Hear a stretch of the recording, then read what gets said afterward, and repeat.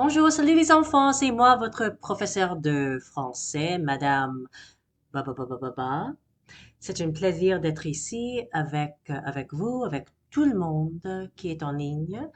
Bon, we're going to try something a little different today. I hope you don't mind. L'ours et l'abeille, the bear and the bee, in French, from Fable Cottage, which you're familiar with as my students. We're going to go through the story, the translation or the text in both English and French, anglais et français, and you're going to see illustrations, pictures along the way. But we're not going to listen to the audio, nor are we going to watch the video. What I'm going to ask you to do is pull out a sketchbook, a notebook, a sheet of paper, and draw as I read in French. So I'm going to read to you in French. So the audio will be my voice. Okay? On y va. Let's try this out, see if you like it. Otherwise, I'll revert back to the original way of playing the video and stopping it along the way. Okay, on y va. L'ours et l'abeille. Remember, get a piece of paper so you can draw as Madame reads the story in French, en français.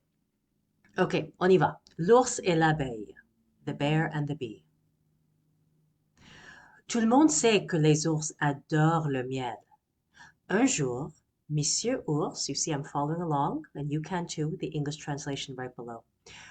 Un jour, Monsieur Ours regarde dans son placard et il ne trouve pas de miel.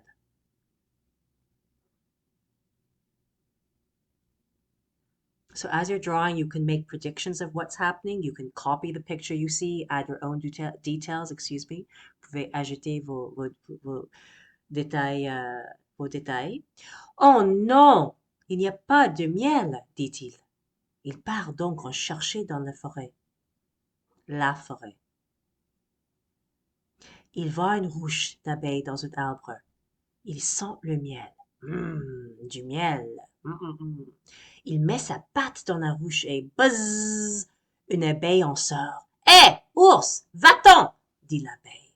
Ce n'est pas ton miel.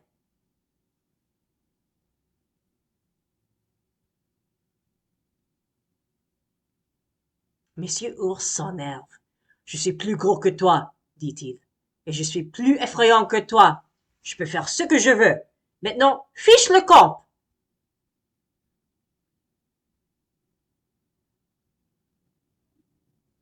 Monsieur Ours met à nouveau sa patte dans la ruche et bzzz, pique. Aïe! L'abeille le pique juste sur le nez.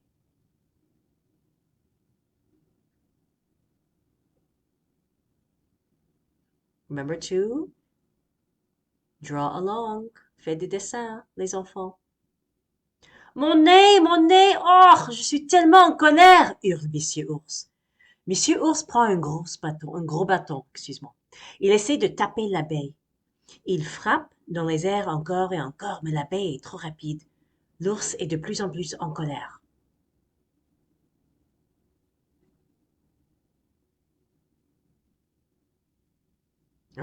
Viens ici! L'abeille retourne dans la ruche. Ha ha! Te voilà piégé! Crie Monsieur Ours. Il frappe la ruche avec son bâton. Bam, bam, bam! Il la brise en morceaux.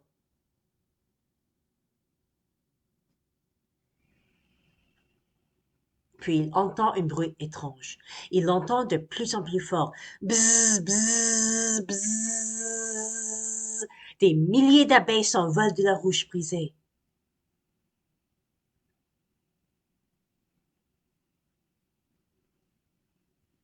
Elle tourne autour de la tête de Monsieur Ours.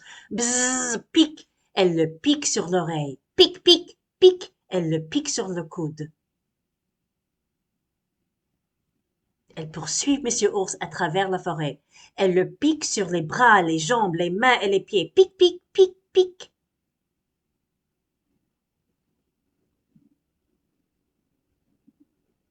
Monsieur Ours court sur tout le chemin jusqu'à sa maison et claque la porte derrière lui. Puis il entend une voix derrière lui. C'est Madame Ours. Tu l'as encore fait, n'est-ce pas? Dit-elle. Tu as perdu ton sang-froid. Tu as perdu ton sang-froid. Oui, dit-il, tandis qu'il pleure et compte ses piqûres d'abeilles.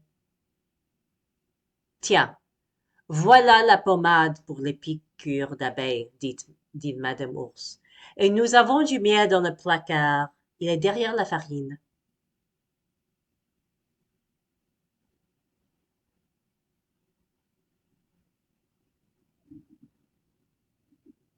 Morale, moral. Losing one's temper always causes trouble. La fin.